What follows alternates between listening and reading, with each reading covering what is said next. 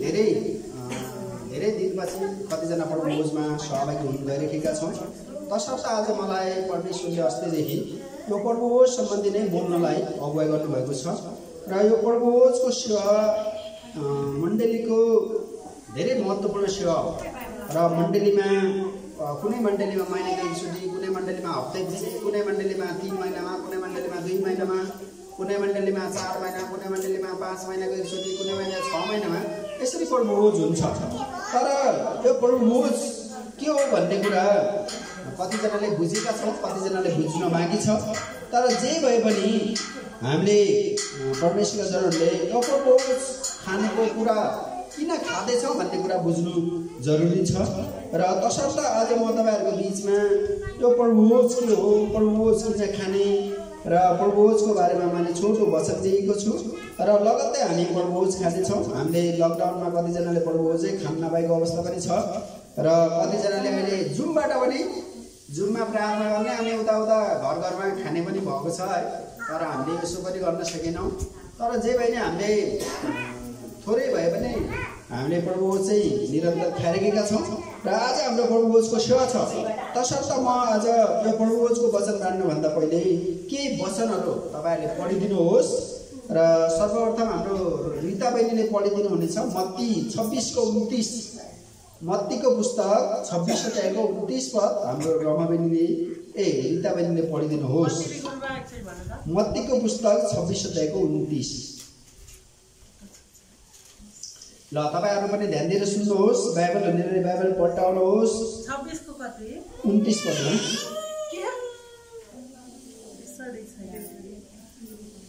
तर म तिमीहरूलाई भन्दछु कि दागको यस फलबाट म तबसम्म पिउने छैन जबसम्म आफ्नो पिताको राज्यमा तिमीहरूसँग नयाँ गरी पिउँदिन। आमेन। यहाँ चाहिँ परमेश्वर ख्रीष्ट यो संसारमा हुँदाखेरि नै उहाँ चाहिँ अन्तिम प्रभुभोजको बारेमा बोल्नुभयो र यो प्रभुभोजको सेवा स्वयं परमेश्वर ख्रीष्टले सुरु गर्नुभएको सेवा हो र प्रभुभोज परमेश्वर ख्रीष्टको मृत्युको सम्झनामा हामी अक्सर खाने गर्दछौँ र प्रभुभोजमा त्यो अङ्गुरको जुस अनि हामी रोटी भाँच्ने गर्दछौँ। त्यो अङ्गुरको जुसले चाहिँ परमेश्वर ख्रीष्टको रगतको प्रतिनिधित्व गर्दछ भने त्यो रोटीले चाहिँ उहाँको शरीरको प्रतिनिधित्व गर्दछ। र अर्को कुरा हाम्रो प्रेरित रूपा बहिनीले पढिदिनुहोस्। प्रेरित 2 अध्यायको 42 पदमा। प्रेरित 2 अध्यायको 42 पद। ल सबैले सुन्ने गरी पढिदिनुहोस् र हामी सबैजना ध्यान दिएर सुन्नेछौँ यसबाट पनि। तिनीहरू प्रेरितहरूका शिक्षा संगति र रोटी भाँच्न र प्रार्थनामा भक्ति साथ लागिरहन्थे। आमेन। अब त्यहाँ चाहिँ प्रभु यो वचन प्रार्थना संगति साथसाथै रोटी भाँच्ने काम यो चारवटा काम मण्डलीमा निरन्तर भइरहनु पर्छ र पहिले पनि के हुन्थ्यो प्रेरितको पालामा पनि संगति गर्ने, प्रार्थना गर्ने, वचन पढ्ने साथसाथै प्रभुभोजको रोटी भाँच्ने काम निरन्तर हुन्थ्यो। आमेन। यो चाहिँ प्रभुभोजको सेवा चाहिँ बाइबलसम्म छ है। बाइबल अनुसारै हामीले प्रभुभोजको सेवा गरिरहेका छौँ। अब त्यसै गरी तपाईहरुमध्ये पहिलो कोरिन्थी 10 अध्यायको 16 पद कसैले पढिदिनुहोस् त। पहिलो कोरिन्थी 10 अध्यायको 16 पद। पहिलो कोरिन्थी 10 अध्यायको 16 पद। यो आशिषको कचौरा जुनको निम्ति हामी आशिष लाग्छौँ कि त्यो ख्रीष्टको रगतमा हुने सहभागिता होइन र त्यो रोटी जुन हामी भाँच्छौँ कि त्यो ख्रीष्टको शरीरमा हुने सहभागिता होइन। आमेन। यहाँ दुईटा कुरा छ। एउटा रोटीको कुरा गरेको छ, अर्को त्यो हैन त्यो दाखरसको कुरा गरेको छ। अनि त्यो कुरा के हो भने प्रभुको आशिष है। त्यो प्रभुको मृत्युको घटनासित जोडिएको कुरा भएको कारण त्यो आशिषको कुरा हो। र कतिजना त्यो दाखरस खाएर, कतिजना त्यो रोटी प्रभुभोजको त्यो प्रभुभोज खाएर त्यो आशिष पाउँछन् पनि है। आशिषै पनि हो। र कतिजना रोगी बिरामीलाई कतिजना प्रभुका दासले तपाईँ निरन्तर प्रभुभोज खानुहोस् तपाईको रोग निको हुन्छ भनेर प्रभुभोज खुवाएको उदाहरण छ। अनि नभन्दै तिनीहरू निको भएको छन्। आमेन। आशिष है। तसर्थ यो प्रभुको कचौरा रोटी आशिष पनि हुन सक्छ कसैको लागि है। आत्मिक आशिष, शारीरिक आशिष र त्योभन्दा पनि बढी चाहिँ के हो, यो चाहिँ उहाँको मृत्युको सम्झना गर्ने कुरा हो है। आशिष सँगै नै हुन्छ भन्ने छैन, तर परमेश्वर यीशु ख्रीष्टले हामीलाई सँगै गरिसक्नु भएको छ भनेर त्यो मृत्यु, उहाँको मृत्युलाई सम्झना गर्ने कुरा हो। र अर्को 1 कोरिन्थी 11:24 हाम्रो बिजु बहिनीले पढिदिनुहोस्। 1 कोरिन्थी 11:24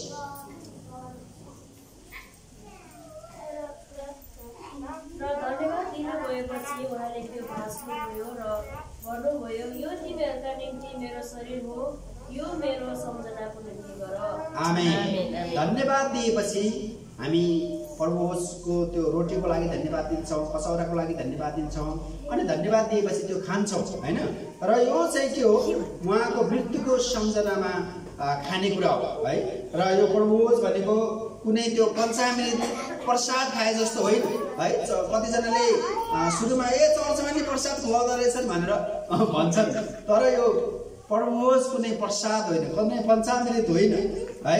हाम्रो गाउँमा म सानो छँदा याद आउँछ, मेरो हजुरआमाले त्यो बिहेतिर कता कता लैजानुहुन्थ्यो कि, अनि पञ्चामृत बाँड्थे, अनि के त्यो होइन, दुध घिउ के हालेको होइन, अनि हामी चाहिँ एक हातले खायो, एक हातले खायो, अनि फेरि पाएको छैन भने यो हातले पनि खायो, त्यस्तो गर्थ्यौँ सानोमा। यो प्रभु होस् त्यस्तो अयोग्य तरिकाले खानु मिल्दैन है। र तर त्यो पञ्चामृत खाँदा के हुँदो रहेनछ त्यो सानोमा।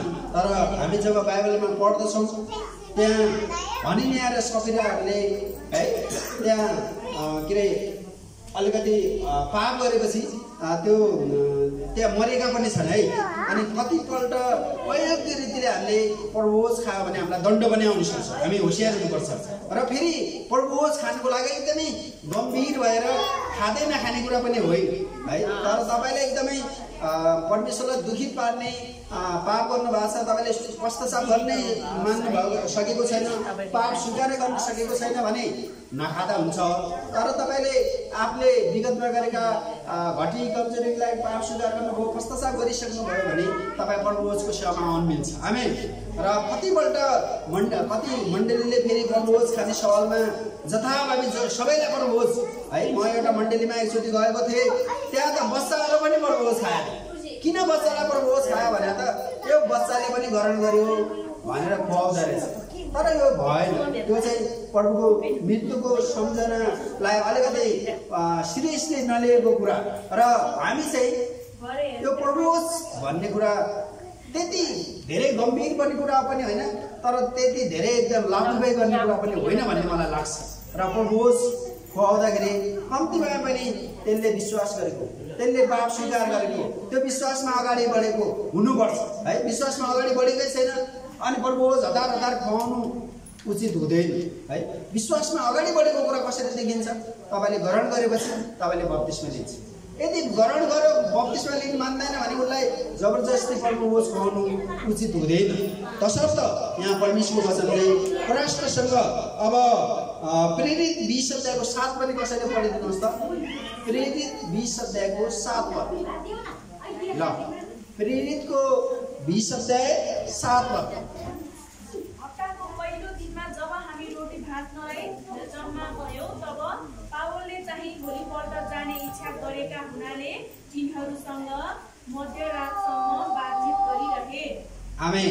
अब यहाँ चाहिँ प्रभुजको सेवा हप्ताको पहिलो दिन भन्नाले आइतबारको दिन खाएको छ। तर हामी नेपालमा के गर्छौँ, प्रत्येक शनिबार प्रभुज खाने गर्छौँ। र कतिपल्ट यो प्रभुज खाने यो दिनको हो भनेर कति चर्चले एक किसिमको झुटो शिक्षा सिकाउँछ। तर प्रभुज खानको लागि दिनबार हेर्नु पर्दैन। आमेन।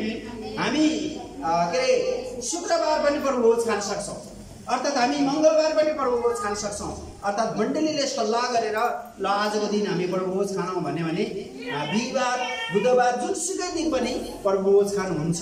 र यही दिन खानुपर्छ भनेर कति झगडा गर्ने मण्डली, झुटो शिक्षा सिकाउने मण्डली छन्, त्यो होइन। है प्रभुभोज खानको लागि।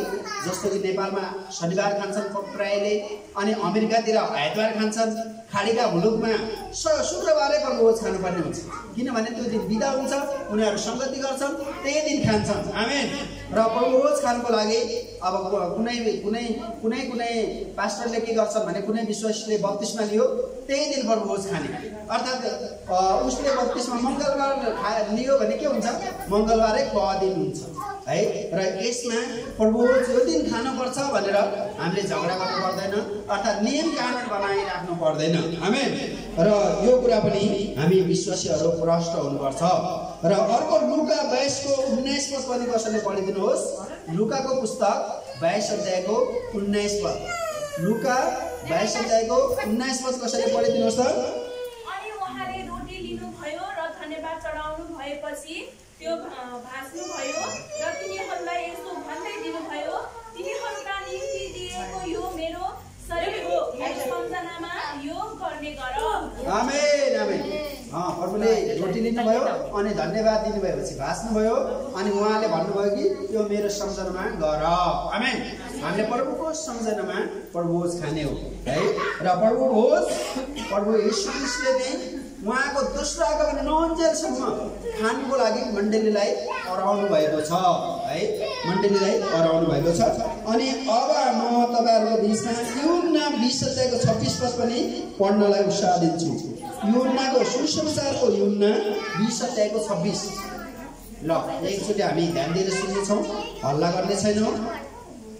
8 दिनपछि उहाँले चिलाहरू फेरि घरभित्र दिए, थोमा पनि तिनीहरूसँग थिए, ढोकाहरू बन्द थिए, तर यसु भित्र प्रवेश गर्नुभयो र मासमा उभिएर भन्नुभयो, शान्ति।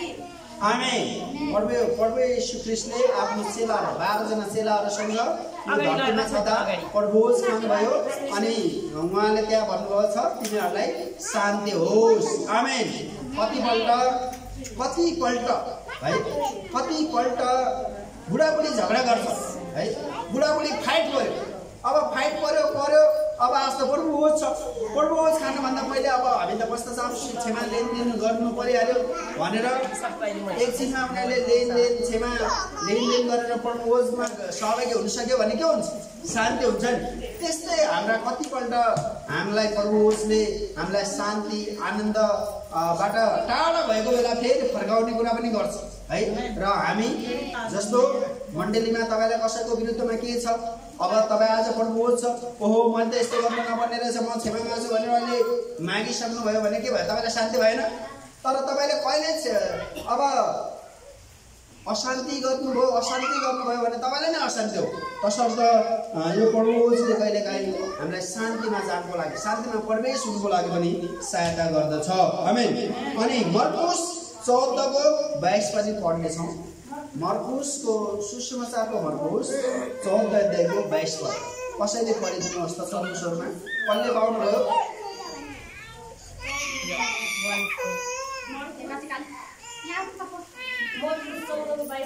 हजुर। अनि खाएर हुँदा यसले रोटी लिनुभयो, आशीर्वाद दिनुभयो र भाँच्नुभयो र तिनीहरूलाई दिँदै भन्नुभयो, ल्याऊ यो मेरो शरीर हो। आमेन। ल्याऊ यो मेरो शरीर हो।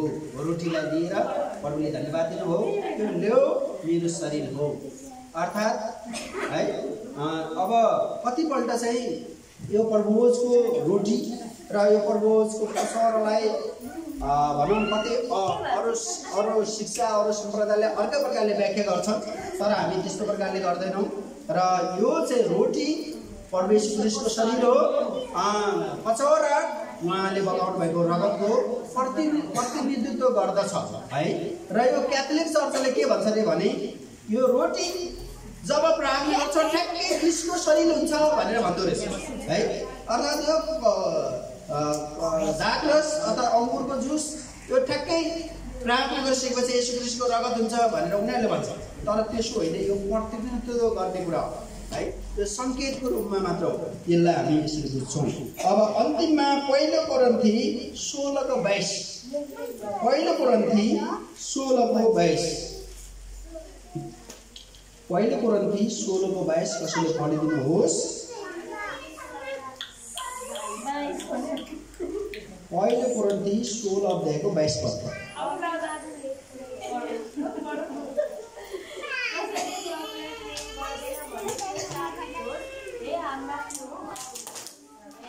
के भन्नु फेरि अर्को एकजना पढिदिनुहोस् त, मैले स्पष्ट सुन्नु। अभिवादन लेख्दैछु, कसैले प्रभुलाई प्रेम गर्दैन भने त्यो श्रापित होस्, हे हाम्रा प्रभु आउनुहोस्। आमेन। त्यो कसैले प्रभुलाई प्रेम गर्दैन भने के रे त्यो श्रापित होस् भनेको मतलब हामी प्रभु होस् किन खान्छौँ भने हामी हाम्रो प्रभुलाई प्रेम गर्छौँ। आमेन। उहाँको सम्झना गर्छौँ। अर्थात् तसर्थ यो प्रभु होस् खानु भनेको के हो? एउटा परमेश्वरको प्रेम भोज पनि हो। प्रभुकोलाई प्रेम गर्नेहरूले प्रभु भोज खान्छन्। जसले परमेश्वरलाई प्रेम गर्दैन उसले प्रभु भोज खाँदैन। तर जसले परमेश्वरलाई प्रेम गर्दैन उसलाई श्राप पनि पर्न सक्छ भनेको है। र अब तपाईँहरूको बिचमा यो पहिलो कोरिन्थी 11 अध्यायमा तपाईँले हेर्नुभयो भने अझ यो प्रभु भोजको बारेमा अझ विस्तृत छ, अझ डिटेल छ है। र हामी परमेश्वरका जनहरूले यो प्रभु भोज के हो, किन खाने, कसरी खाने भन्ने कुरा जान्नुपर्छ है। र हामी यो कुरा जान्यौँ भने हामी प्रभुको मृत्युको सम्झना गर्दैछौँ, हामी प्रभुलाई साँच्चै प्रेम गर्दैछौँ भन्ने कुरा थाहा हुन्छ। र अब म तपाईँहरूलाई पहिलो कोरिन्थी 11 अध्यायतिर पनि लैजानेछु। यहाँ चाहिँ एउटा के अरे पद पढ्छु अनि हामी अगाडि बढ्नेछौँ। र पहिलो कोरिन्थी 11 अध्यायको 23 पदले भन्छ, किनकि प्रभुबाट मैले जे पाएँ सो तिमीहरूलाई सुम्पिदिए, अर्थात् जुन रात उहाँ पक्राउ पर्नुभयो त्यो रात प्रभु येशूले रोटी लिनुभयो। आमेन। प्रभुबाट अथवा परमेश्वरबाट जे कुरा पायो त्यही कुरा प्रभुले आफ्ना चेलाहरूलाई दिनुभयो। अहिले हामीले मण्डलीलाई दिइरहेका छौँ। र प्रभु होस् मैले भने यो कुनै ख्यालटट्टाको कुरा होइन। प्रभु होस् यो धेरै हल्का लिने कुरा पनि होइन। प्रभु होस् कुनै एकदमै फेरि लापरवाही गर्ने कुरा पनि होइन। प्रभु होस् फेरि एकदमै सिरियस भएर कहिले नखाने कुरा पनि होइन। तपाईँ र हामीले अक्सर बारम्बार लगातार निरन्तर खाइराख्नुपर्छ। आमेन। र यो गर्यो भने यो प्रभु होस्ले के गर्छ, कहिलेकाहीँ हामीलाई धेरै सहायता पनि गर्छ। हाम्रा रोग विराम शोक अशान्ति सबै कुरा हटाउन पनि सक्छ कसैको जीवनमा है। तसर्थ हामीले प्रार्थनासहित निरन्तर लगातार नछुटाई प्रभु भोज खाने गरौँ। आमेन। तपाईँ प्रभु भोज खानको लागि योग्य हुनुहुन्छ भने तपाईँले खाँदा हुन्छ। तर तपाईँले आफैले जाँचेर ओहो म त अयोग्य छु, हुँदैन मैले खानु हुँदैन भन्दाखेरि फेरि तपाईँले जबरजस्ती खानु हुँदैन है।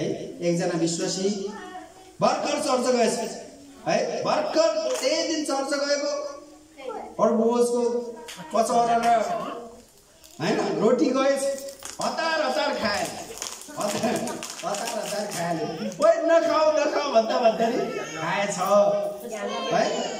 अनि पछि त प्रभु भोज खाएपछि टाउको दुखेर भोमिटिङ गर्छ होइन। मेरो यस्तो भयो आज प्रभु भोज खाएर भनेर फेरि माझ्न थालेछ साथी। अनि तपाईँले नखाऊ भन्दा तपाईँ खाने, आज मात्र आएको मान्छे तपाईँले यस्तो गर्नुहुन्छ र भनेर फेरि सम्झाएपछि अब के गरौँ त मैले भने तपाईँले पश्चाताप गर्नुहोस्, प्रार्थना गर्छु म तपाईँको लागि भनेर त्यही नखाऊ भन्नेले प्रार्थना गर्नेछ, घुँडा टेकेछ, उनले टाउकोदेखि पनि निको भएछ। आमेन हो। कतिपल्ट मान्छेले नजानेर है बलजफ्ती प्रभु होस् नखा भन्दा पनि खान्छ है, त्यो खानु हुँदैन। कतिपल्ट विश्वासी पनि मण्डलीमा अनुशासन राखेको विश्वासीले पनि नखा भन्दा नि खुसुक्क खाइदिइहाल्छन् अनि बाधा पनि आउँछ। तर त्यसो पनि गर्नु हुँदैन है। तपाईँलाई प्रष्ट थाहा छ तपाईँले खानु हुँदैन। तपाईँलाई मण्डलीले 2 महिना 1 महिना अनुशासन राखेको छ, तपाईँ पनि रोज नखानुहोस् है यो 1-2 महिना भने तपाईँ नखाँदा केही हुँदैन है। तर तपाईँ खान योग्य मान्छे हो भने फेरि तपाईँले नखाएर बस्नुपर्ने हुँदैन, तपाईँले खानुपर्छ। आमेन। र मण्डलीले तपाईँलाई प्रभु भोज नखानको लागि के अरे कहिले पनि भन्दैन, तर तपाईँ खानुहोस् नै भन्छ, किनभने तपाईँ विश्वासमा बढेको मण्डलीले देख्न चाहन्छ है। तर कहिलेकाहीँ अपवादको घटना हुन्छ है मण्डलीले अनुशासन राखेको व्यक्ति मण्डलीमा के अरे एकदमै अप्ठ्यारो भएको अवस्थामा तपाईले नखानुहोस् भनेर तपाईलाई मण्डलीले सल्लाह दिएको हुन्छ त्यो बेलामा तपाईले त्यो सल्लाहलाई मान्नुपर्ने हुन्छ आमेन र हामी परमेश्वरलाई धन्यवाद दिन चाहन्छौँ र हामी अब यो वचन लगत्तै प्रभुको सेवामा जानेछौँ हामी त्योभन्दा पहिले तयारी हुनेछौँ है तपाईहरुले कतिजनाले वचन सुन्दा पश्चाताप गर्नुभयो होला वचन सुन्दा आफ्नो घटी कमजोरी मानिलिनु भयो होला अब तपाईलाई परमेश्वरले क्षमा दिइसक्नु भएको छ आमेन र तपाई प्रभुको सेवामा सहभागी हुनुहोस् र आउनुहोस् अझै पनि तपाईहरुको घटी कमजोरी के छ पाप स्वीकार गर्नुपर्ने कुरा छ भने हामी पाप स्वीकार गर्नेछौँ हामी घटी कमजोरी मानिलिनेछौँ र हामी प्रभुको सेवामा सहभागी हुनेछौँ हामी